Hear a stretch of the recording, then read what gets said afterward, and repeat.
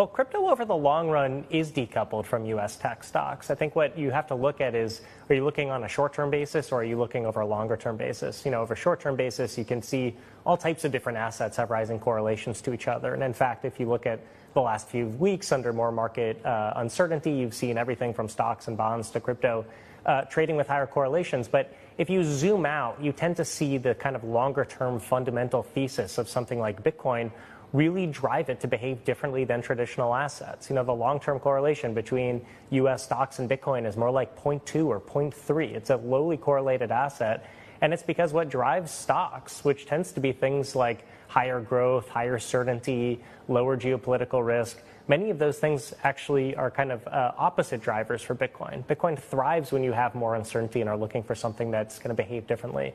So fundamentally, this should behave like an uncorrelated asset. And I think as we continue to see more time play out in this uncertain environment, you will see a dispersion between these assets. Yeah. You would think over the long term, if this is the trajectory of kind of greater uncertainty around the world, that things like gold and things like Bitcoin should continue to go up. It is this type of uncertainty where people are looking for alternatives, parts of their portfolio that are going to behave separately from stocks and bonds.